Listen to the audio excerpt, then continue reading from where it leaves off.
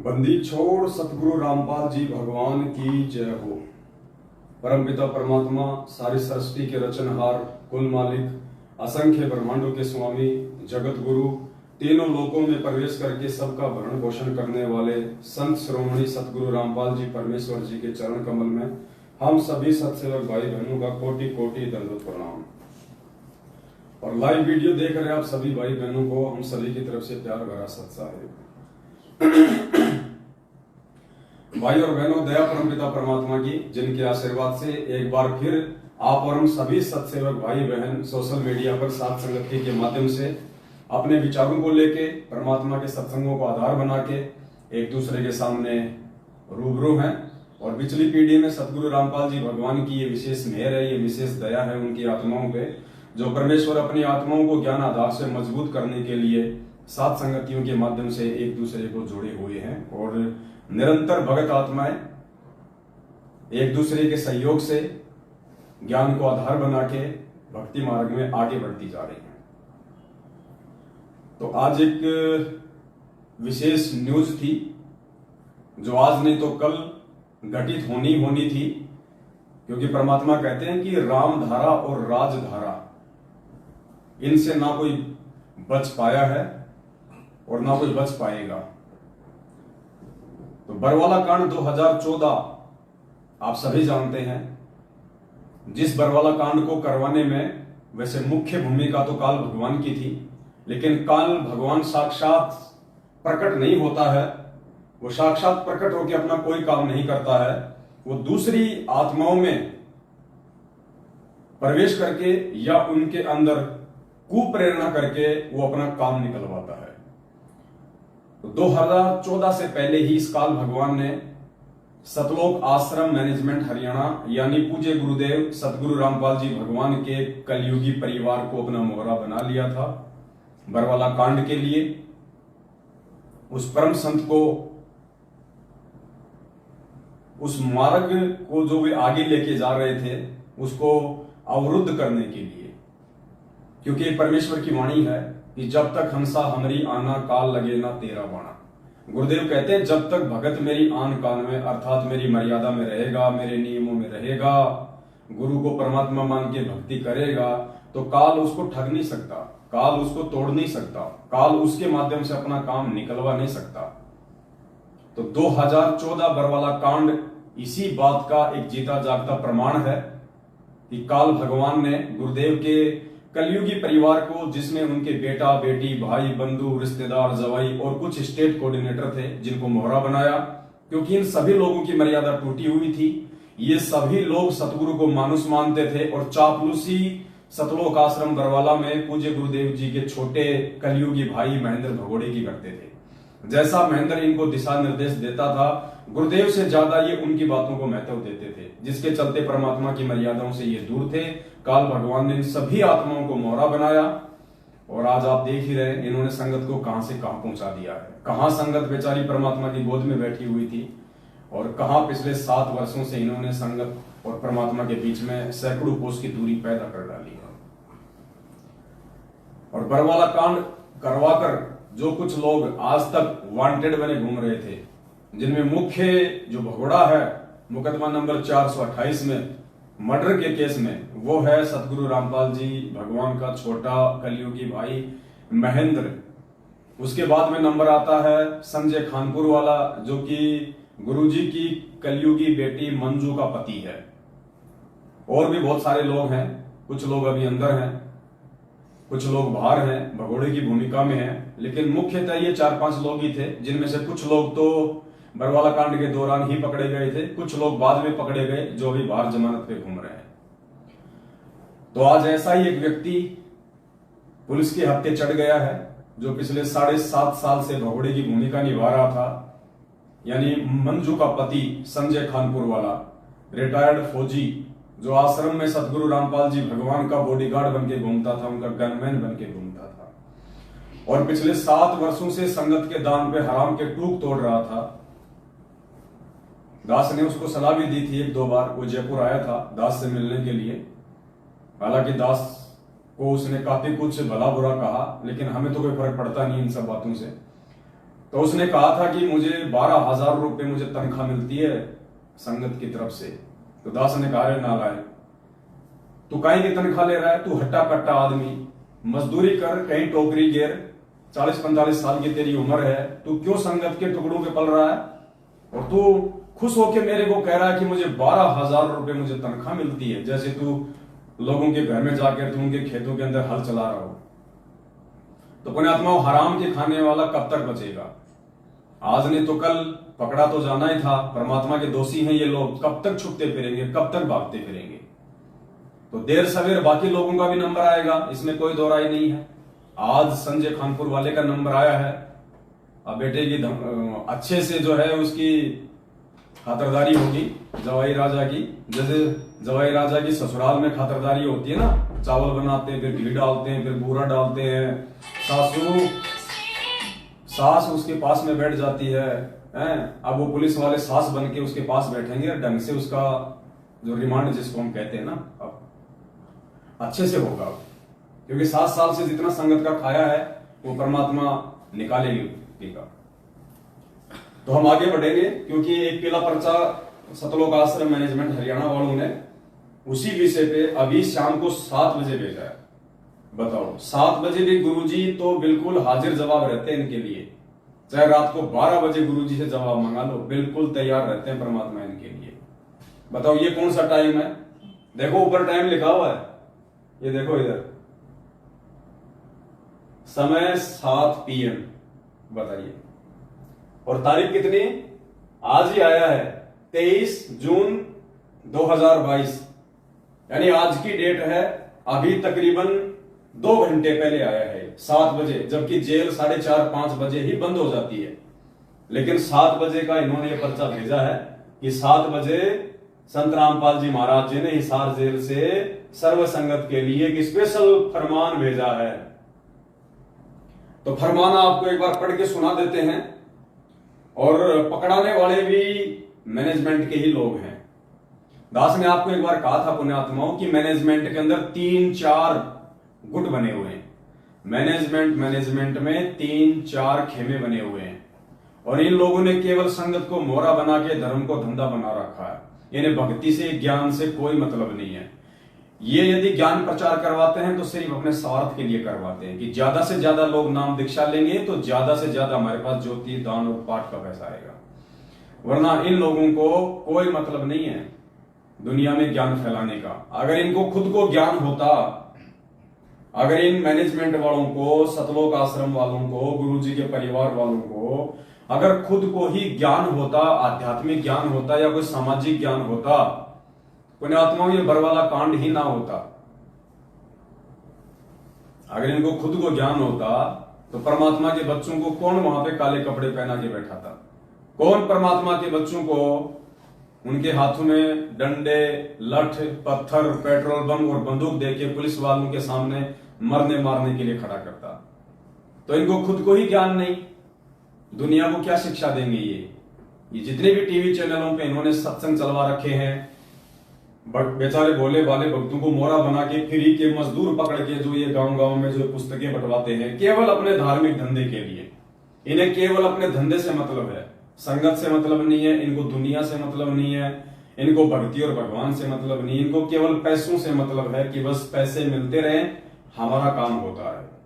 और दास का ये जो भगोड़ा जो पकड़ा गया है, बरवाला कांड का मुख्य दोषी मंजू का पति संजय खानपुर वाला, मेरा इससे कोई राग द्वेष नहीं है, ना इसने मेरी कोई जमीन हड़प रखी है, ना इसने मेरे कोई पैसे मार रखे हैं, ना मैंने उसकी जमीन हड़प रखी है, ना मैंने उसके कोई पैसे मार रखे हैं। लेकिन जो सत्य है वो कहना हमारी सेवा है। ये परमात्मा का दोषी है, इसलिए पूरी संगत का दोषी है ये। और 7.5 साल से संगत के दान पे हराम के टूक तोड़ रहे थे ये। आज ये पकड़ा गया है देर सवेर, क्योंकि कहते हैं ना कि परमात्मा के घर में देर है, अंधेर नहीं है। तो एक ना एक दिन सबका नंबर आएगा, और ये समय नजदीक आता जा रहा है।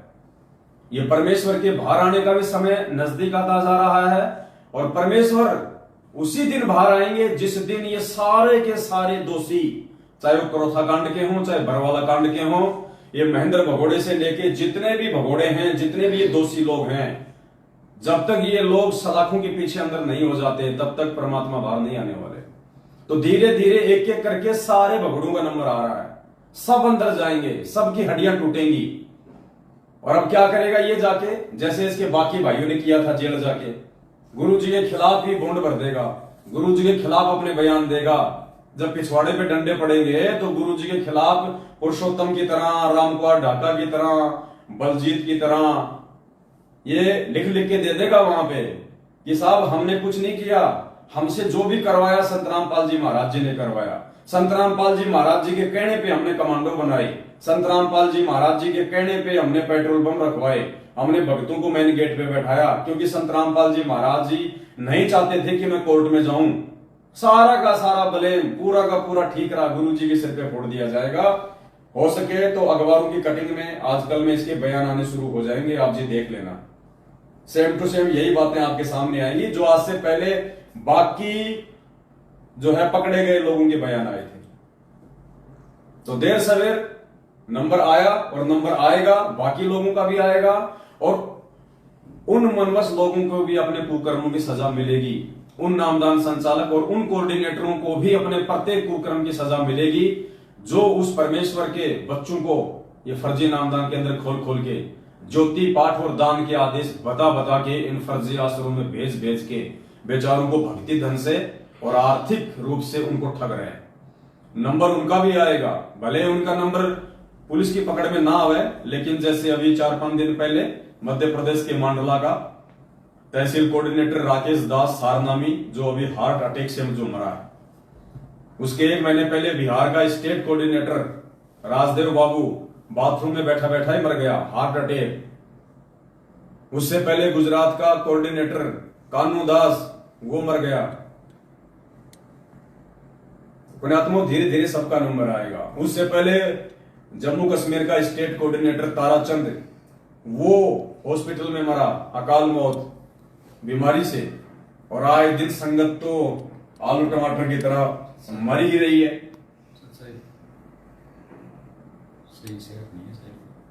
तो पुण्यात्माओं अब दास आपको थोड़ा सा ये दिखाना चाहेगा, समझाना चाहेगा। ये पीला पर्चा इन्होंने वायरल किया है। जैसे ये संजय खानपुर वाला पकड़ा गया कल, तो तुरंत सतलोक आश्रम मैनेजमेंट हरियाणा ने एक दूसरे के ऊपर शक की दृष्टि डालते हुए कि भाई किसने पकड़ाया किसने पकड़ाया। तो जो भी व्यक्ति थोड़ा बहुत इनके विरोध में होता है ना, जो इनके इन फर्जी फरमानों को नहीं मानता है और जो इनके साथ में होता है, ये उसी के ऊपर अपने शक की सुई लेके जाते हैं। तो आज इन्होंने पीला पर्चा निकाला है 2 पेज का। दास आपको ये पढ़ के सुना देता है, देख लीजिएगा। सत साहिब जय बंदी छोड़ की सतगुरुदेव जी की जय। दिनांक 23/6/2022, समय 7 बजे, यानी आज की डेट है और आज शाम को 7 बजे ही हिसार जेल से इनके अनुसार ये पीला पर्चा आया है। जैसे गुरुजी इन्हीं के लिए बैठे हैं, गुरुजी को वहां पे प्रिंटिंग प्रेस दी हुई है, एक कंप्यूटर दिया हुआ है और गुरुजी की ड्यूटी केवल एक ही है कि मैनेजमेंट के लिए पीले पर्चे छापते रहो बस। ये देखिए, सतसाहिब सर्व संगत व सर्व आश्रमों तथा नामदान केंद्रों तथा सत्संगों को करने वाले सब सेवादारों को दास का निर्देश है। यानी गुरुजी ने पूरे मैनेजमेंट को स्पेशली एक आदेश दिया है, एक निर्देश दिया है आज सख्त स्पेशली। दास का निर्देश है कि भगत सुभाष पुलिस वाला सनोप श्री महेंद्र सिंह गांव छुंडाना जिला रोहतक की नो एंट्री की जाती है। कोई सुभाष दास है, कोई पुलिस वाला, भगत ही है, रोहतक का है। तो स्पेशली आदेश बताया है गुरुजी की तरफ से। लिखने वाले तो कौन है आपको अच्छे से मालूम है ही कि ये पीले पर्चे कौन छापता है। जिला रोहतक की नो एंट्री की जाती है। उस सुभाष दास पुलिस वाले की सभी आश्रमों से, सभी नामदान केंद्रों से नो एंट्री की जाती है। और अगर इनका बस पड़े तो ये धरती से नो एंट्री कर दें, धरती से, लेकिन इनका इतना जोर नहीं चल पा रहा। इस पर शक है। अब बताओ, अरे भगवान किसी पे शक करता है क्या? पुण्यात्मा विचार करो। ये क्या साबित कर रहे हैं गुरु जी को? आप और हमारे जैसा दो कोटि का जीव क्या कह रहे हैं? देखो, इस पर शक है कि इसने भगत संजय दास खानपुर वाले को सीआईडी करके पकड़वाया है। यानी ये संगत ने विचार करना है। ये तो जो मर्जी लिखेंगे इस पीले पर्चे में, इनका तो काम है, काल भगवान इनकी बुद्धि पे बैठा हुआ है, पेन कॉपी इनके हाथ में दी हुई है, ये जो मर्जी लिखेंगे। लेकिन आपको ये पीला पर्चा दिखाने का दास का मतलब क्या है कि आप लोग समझो, इसकी लिखावट को समझो, इस पीले पर्चे के शब्दों को समझो। क्या वो परमात्मा भी किसी पे शक करेगा? क्या भगवान भी शक करने लग गया? एक तरफ तो हम गुरु जी को अंतर्यामी कहते हैं कि अंतर्यामी एक तुम, आत्म के आधार, जो तुम छोड़ो हाथ तो मैं कौन उतारे पार। अरे अंतर्यामी को शक करने की क्या जरूरत है? अंतर्यामी तो सीधा सीधा बोल दे कि भैया इसी ने पकड़वाया है और कोई दूसरा नहीं है, यानी बात खत्म। अब ये शक की बात कहां से आ गई? पुण्यात्मा, शक कौन करेगा? शक वो व्यक्ति करेगा जिसको सच्चाई का नहीं पता है, जिसको हकीकत का नहीं पता है, जो 50-50 है, जिसको संदेह है कि वो भी हो सकता है और वो भी हो सकता है। तो यहां पे गुरुजी के नाम से ये पीला पर्चा लिखा गया है और कह रहे हैं कि गुरुजी को शक है। यानी गुरुजी लिख रहे हैं इस पीले पर्चे में मैनेजमेंट के अनुसार कि मेरे को शक है। यानी बिना कोई चीज फाइनल, बिना कोई परमाणु के क्या हमारे गुरुजी कभी कोई बात बोलते हैं?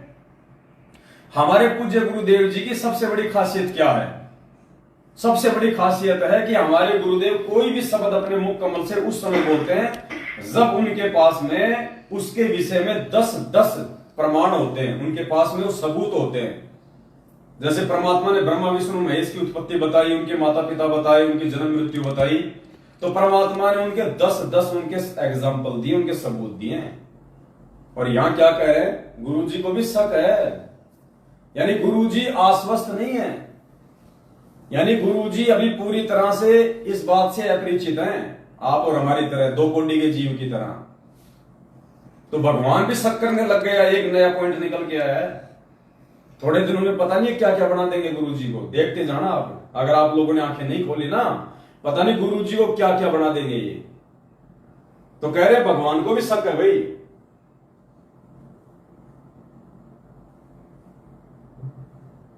श्री महेंद्र सिंह, गांव सुंडाना, जिला रोहतक की नो एंट्री की जाती है। इस पर शक है कि इसने भगत संजय दास खानपुर को सीआईडी करके पकड़वाया है। अब दूसरी बात, पुण्यात्मा, परमात्मा ये पीला पर्चा क्यों लिखेंगे? अरे जो जैसे कर्म करेगा अपना भोगेगा, अपना पाएगा। गुरुजी क्यों पक्ष लेंगे एक भगोड़े का? एक भगोड़े व्यक्ति का गुरुजी क्यों पक्ष लेंगे? विचार करो पुण्यात्मा। परमात्मा ने अपना खुद का पक्ष नहीं लिया। और कोर्ट में क्या कहा था गुरुजी ने हंसते हुए जब उनको सजा सुनाई गई कि भैया ऊपर वाला देखेगा, परमात्मा देखेगा हमारा, तो हंसते हुए। तो यहां गुरुजी कैसे किसी का जो है वो पक्ष लेंगे? अपने ही एक भगत पे गुरुजी शक कर रहे हैं और अपने एक भगत को जो कि भगोड़ा घोषित है। विचार करो, क्या भगोड़े व्यक्ति का गुरुजी कभी पक्ष लेंगे? अरे जो भगोड़ा है वो भगवान का भगत कहां से हो गया? भगवान का भगत कभी भगोड़ा नहीं हो सकता, क्योंकि भगत कभी कोई गलत काम नहीं करता। और जो गलत काम करता है वो जो है वो भगत नहीं होता। और जो भगत होगा वास्तव में वो भगेगा नहीं, वो भगोड़ा नहीं होता। और फिर भी जो व्यक्ति 7.5 साल से पुलिस के आगे बरवाला कांड के बाद में भगोड़ा बन के घूम रहा है, तो सबसे बड़ा दोषी है वो। अगर ये संजय खानपुर वाला, ये मंजू का ये पति, अगर बरवाला कांड में इसका कोई दोष नहीं था, अगर ये दोषी नहीं है, तो इसको भगोड़ा बन के भगने की क्या जरूरत थी? जैसे हमारे गुरुदेव पुलिस के साथ चले गए, ये भी चला जाता। इसको भी अपने गुरुजी पे विश्वास होना चाहिए था, इसको भी अपने भगवान पे विश्वास होना चाहिए था कि भाई ये तो परीक्षा है, जब हमारे गुरुजी नहीं भग रहे तो हम क्यों भगे? देखा जाएगा, हम सत्य हैं, जीत हमेशा सत्य की होती है, आज नहीं तो कल। परमात्मा कभी तो हमारी सुनेगा, जैसा कि पूज्य गुरुदेव जी कहते हैं। तो इसको भगने की जरूरत क्या थी? पुलिस के आगे भगोड़ा बन के, चोर बन के। इसका मतलब ये दोषी है। और दास तो भाई आई विटनेस है, आई विटनेस। मैं तो था बरवाला कांड में, मेरे को भी इन्होंने छोटा मोटा कमांडो बनाया हुआ था वहां पे। तो मुझे तो मालूम है कि बार बार यही आदेश लेके आता था। गुरु जी का आदेश आ गया, भक्तों गुरु जी तुम्हारी सेवा से अति प्रसन्न हैं। हम भूल जाया करते, वाह भाई वाह, आज तो मौज होगी। भक्तों सबको सार नाम मिलेगा, गुरु जी ने बोल दिया है। जिसको प्रथम नाम है उसको सतनाम मिलेगा, जिसको सतनाम है उसको सार नाम मिलेगा। बरवाला कांड होते ही बताइए, ये भगोड़ा आदमी आज जब ये पकड़ा गया तो गुरुजी इसका पक्ष लेंगे। अब आप देखते जाओ आगे आगे। इस पर शक है कि इसने भगत संजय दास खानपुर को सीआईडी करके पकड़वाया है। इसी के पुलिस विभाग के व्यक्ति ने तो यहां तक बताया है कि यह सुभाष हिसार से रोहतक इसी शर्त पर बदला गया है, इसने अपने भक्तों को पकड़वाने का वायदा किया है। अब आगे क्या लिखा जा रहा है कि जो इसके साथी भगत हैं, जो पुलिस में हैं, इसके डिपार्टमेंट में हैं, सुभाष के डिपार्टमेंट वाले, तो यहां तक कह रहे हैं कि ये पहले हिसार में था ये पोस्टेड, और इसको रोहतक में केवल इसीलिए पोस्टेड किया गया है कि इसने बरवाला कांड के जो भगोड़े भगत हैं उनको पकड़वाने का वायदा किया था हरियाणा प्रशासन को कि आप लोग मेरा जो तबादला है वो हिसार से रोहतक कर दो, और मैं वादा करता हूं कि बरवाला कांड के जितने भी भगोड़े हैं एक एक करके मैं सबको पुलिस को पकड़वा दूंगा। मतलब ये कंफर्म न्यूज बता रहे हैं गुरुजी। अगर ये कंफर्म है तो फिर पुण्यात्मा फिर ऊपर वो शक कौन कर रहा है? फिर शक करने की गुंजाइश कहां रहेगी? फिर जब इतना कंफर्म हो गया, इसके डिपार्टमेंट वाले यहां तक बता रहे हैं कि इसका तो प्रमोशन, इसका तो तबादला इसलिए हुआ है हिसार से रोहतक में कि इसने भक्तों को पकड़वाने का वायदा किया था, तो फिर शक की बात कहां रह गई? फिर गुरुजी शक क्यों लिखेंगे ऊपर कि हमें शक है? जब इतना बड़ा पुख्ता प्रमाण आ गया सामने, उसी के लोगों ने कह दी ये बात, फिर वो शक की बात यहां पे गुरुजी क्यों करेंगे कि हमें शक है?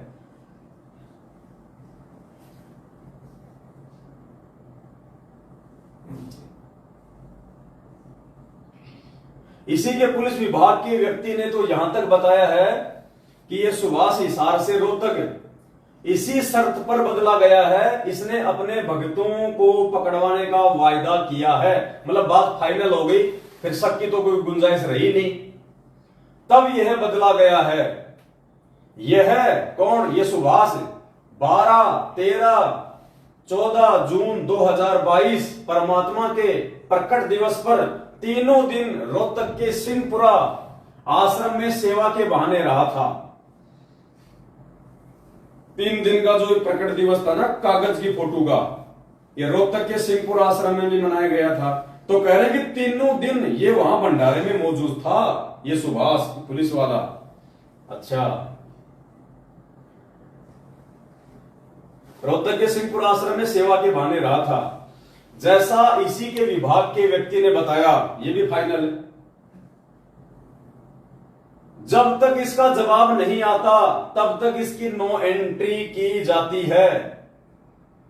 शक तब और दृढ़ हो जाता है जब इसने, सुभाष ने, बेटी मंजू के पूछने पर कि क्या आपको पता है कि संजय मंजू के बटेऊ को पुलिस ने पकड़ लिया है, यानी कह रहे हैं कि उस समय शक और ज्यादा मजबूत हो जाता हमारा सुभाष के ऊपर जब संजय की धर्मपत्नी मंजू, जो कि गुरुजी की बेटी है, उसने इसको फोन किया और पूछा कि सुभाष भाई क्या तुम्हें पता है संजय पकड़ा गया, मेरा पति पकड़ा गया? तो इसने कहा कि हाँ मुझे पता है पकड़ा गया, अभी 1 घंटे पहले तो पकड़ा गया। उसे तो 1 घंटा हो गया है पकड़े हुए। रोहतक की एसटीएफ टीम ने पकड़ा है। उसी एसटीएफ टीम में सुभाष भेष बदल कर आया है।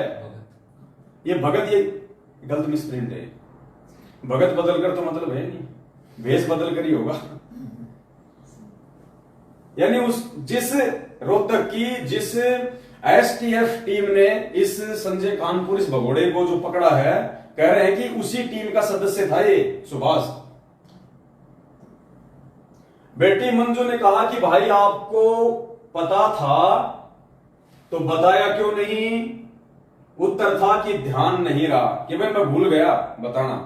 मुझे मालूम था कि तेरा पति पकड़ा गया और घंटा और हो गया, लेकिन मैं बताना भूल गया। अब देखिए आगे क्या कह रहे हैं गुरुजी इन लोगों की तरफ से। यदि भगत सुभाष का स्पष्टीकरण संतोषजनक नहीं मिला तो इसको गुरुद्रोही घोषित किया जाएगा। अब पहले तो उसमें इतने शक किए जा रहे हैं, फिर उसके डिपार्टमेंट के लोग भी बता रहे हैं, और अभी भी क्या कह रहे हैं कि एक बार सुभाष से पूरी बात कर लो। अगर संतोषजनक कोई जवाब नहीं मिलता है तो फिर उसको गुरुद्रोही घोषित कर दो। यानी गुरुद्रोही, फिर इसका मतलब गुरुजी घोषित नहीं कर रहे, गुरुद्रोही तो मैनेजमेंट घोषित करेगा। अगर मैनेजमेंट अगर संतुष्ट हो गया तो ठीक है, ये गुरु भगत है, और मैनेजमेंट यदि संतुष्ट नहीं हुआ तो ये गुरुद्रोही है। तो विचार करो भाइयों, गुरुद्रोही कौन घोषित कर रहा है? गुरुजी कर रहे हैं या मैनेजमेंट गुरुद्रोही घोषित कर रहा है? देखो ये क्या लिख रहे हैं, यदि भगत सुभाष का स्पष्टीकरण संतोषजनक नहीं मिला तो इसको गुरुद्रोही घोषित किया जाएगा। यदि सच में यह गलती की है तो परमात्मा का दोषी है।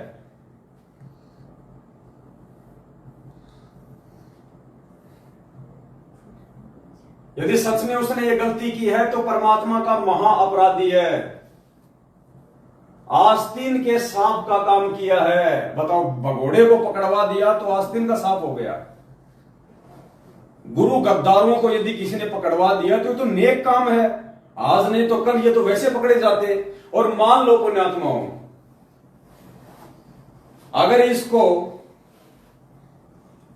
ये सुभाष ने नहीं पकड़वाया होता और पुलिस ने ही पकड़ लिया होता तो क्या पुलिस को भी गुरुद्रोही घोषित करते? बताओ, क्या पुलिस को भी गुरुद्रोही घोषित करते? ये किसकी भाषा है ये पीले पर्चों में? थोड़ा विचार करो आप लोग। महाअपराधी है, आस्तीन के सांप का काम किया है। अगले आदेश तक इसे संपर्क काटें, इसको मिशन की कोई जानकारी ना दें, मत दो जानकारी। जो काम था वो तो इसने कर दिया, अब बाढ़ में गई तुम्हारी जानकारी, क्यों चाहिए इसको मिशन की जानकारी? और तुम लोग जो शब्द जो ये लिख रहे हो ना कि इसको मिशन की जानकारी ना दें, तुम लोग खुद ही आतंकवादी वाले काम कर रहे हो। अरे अगर तुम भगत हो, तुम्हारा काम अगर विश्व कल्याण का है तो नालायको तुम्हारे मिशन में कौन सी AK-47 बंदूकें बन रही है जिसकी जानकारी हो जाएगी तो बहुत बड़ा नुकसान हो जाएगा। अरे भगत कभी कोई छुपा के काम करता है क्या? भगत कोई आतंकवादी होता है क्या? भगत कोई 2 नंबर का काम करता है क्या जो उसके मिशन की जानकारी हो जाएगी? तुम ज्यादा से ज्यादा क्या करते हो? पुस्तकें छपाते हो, टीवी पे सत्संग चलवा रहे हो, भगतों से दान का पैसा खा रहे हो। अगर तुम AK-47 बंदूकें बना रहे हो जब तो भाई बात अलग है। तो कह रहे हैं इसको मिशन की कोई जानकारी ना दें, जैसे तुमने बहुत बड़ा कोई महाकल्याण का काम छेड़ रखा हो। भक्तों को ज्योति पाठ के नाम पे लूटते रहते हो, साल में 3-4 तुम्हारे दिवस आ जाते हैं, बस ये तुम्हारा मिशन है, ये तुम्हारा काम है। और कौन सा मिशन है भाई तुम्हारा? बताइए। लोगों को ठगने के अलावा, लोगों को लूटने के अलावा, सतगुरु रामपाल जी भगवान के आदेशों की आड़ में, उनके सत्संगों की आड़ में, उनकी पुस्तकों की आड़ में तुम्हारा दूसरा मिशन है क्या जिसकी जानकारी हो जाएगी तो तुम्हें बहुत बड़ा नुकसान हो जाएगा? आगे क्या लिखा है देखो, गुरुजी। नीचे क्या लिखा है फिर? जैसे बाकी लेटर में आता है संत रामपाल दास, यानी लेटर लिखने वाला, यहां क्या लिखा है? गुरुजी। अब गुरुजी खुद लिखेंगे क्या? गुरुजी। इसका मतलब ये पहला पर्चा कोई बाहर लिख रहा है और नीचे लिख रहा है फिर वो गुरुजी कि गुरुजी ने भेजा है जेल से। अगर कोई जेल से लेटर लिख के भेजेगा तो गुरुजी लिख के नहीं आता, उसका नाम आता है, क्योंकि जेल वालों के लिए गुरुजी नहीं है। जेल वालों के लिए वो एक कैदी है, वो एक मुजरिम है, और जेल से यदि कोई लेटर आएगा तो उसका नाम लिखा हुआ आता है, ऐसे नहीं आता। और आज ये एक लेटेस्ट एक न्यूज है, ये कोई लॉर्ड बुद्धा फाउंडेशन है,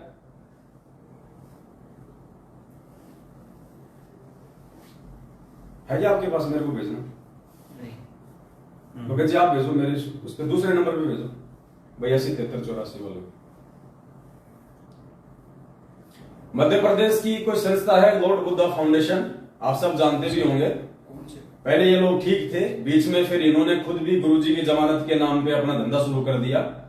तो इन्होंने अभी महीने भर पहले हिसार जेल में कोई आरटीआई लगवाई थी कि भाई हिसार जेल से संत रामपाल जी ने कोई लेटर, कोई वीडियो, कोई ऑडियो, कोई पत्र, कुछ संदेश कोई भेजे हैं क्या आज तक 7 साल से, जब से वे जेल में गए हैं। तो उसका जवाब आया है कि हिसार जेल से कोई भी ऑडियो, कोई भी वीडियो, कोई भी लेटर, कोई भी संदेश, कोई भी चिट्ठी उनकी तरफ से बाहर नहीं भेजी गई है, ना कोई पुस्तक भेजी गई है। आज स्पष्ट वो आरटीआई में लिखा हुआ है। और कितनी आरटीआई पहले लग चुकी हैं इन्हीं मुद्दों को लेके। हर बार जवाब आता है शून्य, यानी कुछ नहीं भेजा गया जेल से। बाहर से लोग कोई धोखाधड़ी कर रहे हैं, कोई फ्रॉडबाजी कर रहे हैं। बुझ दिया?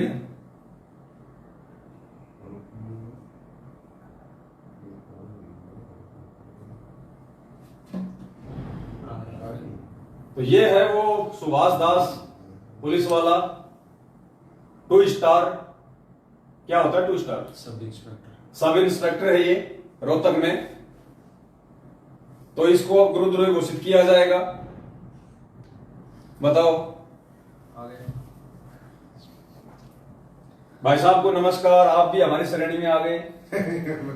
आपका धन्यवाद है साथ संगति में, अगर आप आना चाहो तो आपका मोस्ट वेलकम है, क्योंकि गुरुद्रोही तो आप घोषित किए जाओगे, इसमें कोई शक नहीं है। ये पट्टा तो आपके गले में डाला जाएगा। तो आपसे निवेदन है, अगर परमात्मा आपको सद्बुद्धि दे तो आपने एक नेक काम किया है भगोड़े को पकड़वा के, और आप साथ संगतियों से भी जुड़ जाओ ताकि परमात्मा के आप जीव और थोड़ा सा नजदीक आओ, थोड़ा ज्ञान को आधार बना के आप भी थोड़ा भक्ति मार्ग पे चलो ताकि आपका भी आत्म कल्याण हो। तो ये भाई साहब हैं, अब इनको गुरुद्रोही इनको घोषित किया जाएगा। बताओ, ये तो पुलिस वालों को भी नहीं छोड़ते, हमारे जैसों को तो क्या छोड़ेंगे, ये तो पुलिस वालों को भी, सब इंस्पेक्टर जैसे महान लोगों को भी ये तो गुरुद्रोही घोषित कर रहे भाई। बताओ क्या कर ले इस दुनिया शाणी का। तो पुण्यात्माओं निकलो इसके जाल से बाहर। ये आरटीआई है,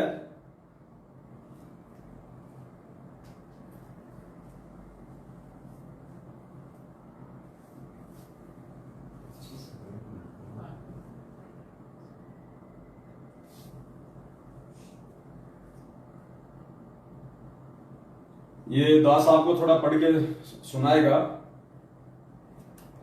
राज्य जन सूचना अधिकारी कम जेल अधीक्षक केंद्रीय जेल नंबर 2 हिसार, सेवा में श्री BL सूर्यवंशी, अध्यक्ष लॉर्ड बुद्धा फाउंडेशन, 197/1 सूरज पोल, रणजीत पैलेस, सूरज पोल, रतलाम, मध्य प्रदेश। क्रमांक 3165, यानी ये आरटीआई का नंबर है 3165। दिनांक 27 मई 2022, यानी अभी ये तकरीबन 20-25 दिन पहले की है। तो इसमें इन्होंने क्या सूचना मांगी थी जेल से? मांगी गई सूचना, संत रामपाल दास जी केंद्रीय जेल नंबर 2 हिसार में वर्ष 2015 से बंद हैं के द्वारा वर्ष 2015 से अप्रैल 2022 तक की अवधि में संत रामपाल दास जी द्वारा जेल में रहते हुए जेल से बाहर पुस्तक, पैम्पलेट, संदेश, ऑडियो, वीडियो जारी हुए की प्रमाणित प्रतियां। तो सामने इसका ये जवाब लिखा हुआ है आरटीआई में। प्रदान की गई सूचना, कोई पुस्तकें, पैम्पलेट, संदेश, ऑडियो व वीडियो इत्यादि इस कार्यालय द्वारा प्रेषित नहीं किया गया है, इसलिए सूचना शून्य है। यानी आज तक 7.5 साल हो गई, हिसार जेल से संत रामपाल जी ने ना कोई पुस्तक जेल से लिख के भेजी, ना कोई ऑडियो भेजी, ना कोई वीडियो भेजा, ना कोई संदेश भेजा संगत के लिए, ना कोई मैसेज भेजा, ना कोई पर्चा भेजा, ना कोई चिट्ठी भेजी। ये आरटीआई कह रही है गवर्नमेंट डॉक्यूमेंट्स हैं, तुम लोग मूर्ख बन सकते हो, सरकार मूर्ख नहीं होती है। नंबर 2, संत रामपाल जी द्वारा जेल में रहते हुए दिनांक 16/3/2022, 20/3/2022 वह 21/4/2022 को जारी संदेश एवं दिनांक 11/3/2022 को डीजीपी राजस्थान जयपुर के नाम पत्र जेल में जारी हुए उनकी जेल अभिलेख की प्रमाणित प्रतियां, यानी इस पवन दास को पकड़वाने के लिए जो आजकल ये फर्जी लेटर लिए घूमते हैं ना, ये थानों में हमारी साथ संगतियां रुकवाने के लिए कि राजस्थान के डीजी के नाम पे एक लेटर जारी किया है, तो वो भी इन्होंने सूचना मांगी कि राजस्थान जयपुर डीजी के नाम पे कोई लेटर जारी किया गया क्या। तो सूचना आई है कोई संदेश व पत्र इत्यादि इस कार्यालय द्वारा प्रेषित नहीं किया गया, इसलिए सूचना शून्य है। बिल्कुल स्पष्ट कर दिया, सब बकवाद है, सब फर्जीवाड़ा है, सब झूठ है। संत रामपाल जी की तरफ से आज तक ऐसी कोई सूचना, कोई ऑडियो वीडियो पत्र लेटर कुछ नहीं भेजा गया। अब ये गवर्नमेंट कागज है भाई, इनको भी अगर कोई गधा नहीं माना है तो फिर तो भाई उसका तो राम ही रखवाड़ा है। राज्य जन सूचना अधिकारी कम जेल अधीक्षक केंद्रीय जेल नंबर 2, ये उनके सिग्नेचर है, ये है पूरा सिस्टम। ये अब बताओ, आपकी आंखों के सामने है सारा, आरटीआई है, सब कुछ है। तो थोड़े दिनों में भाई साहब का भी पीड़ा पर्चा आ जाएगा, आधा तो आ गया है, आधा और आ जाएगा। अगर इनके जवाब से अगर महेंद्र भगोड़ा संतुष्ट नहीं होता है तो इनको भी गुरुद्रोही घोषित कर दिया जाएगा। तो पुण्यात्माओं, इस काल भगवान के जाल से निकलो, परमात्मा दया करे, सात संगतियों से जुड़ो, मालिक की शरण में आओ। एक ये छोटी सी सूचना थी जो आप सभी भगत भाई बहनों को देनी थी, परमात्मा के आशीर्वाद से आप जीव को दी गई है। और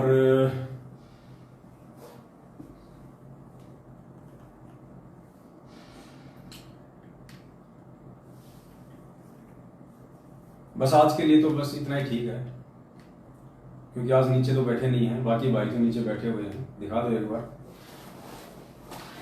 बाकी भाई बहन बैठे हुए हैं सारे।